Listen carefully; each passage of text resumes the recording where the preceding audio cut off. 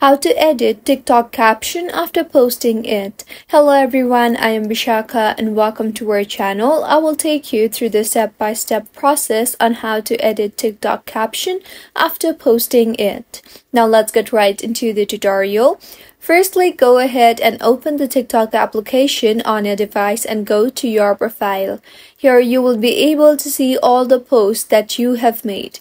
Before moving on, you should know that you cannot edit TikTok caption after posting it, as TikTok has no feature as such for the time being.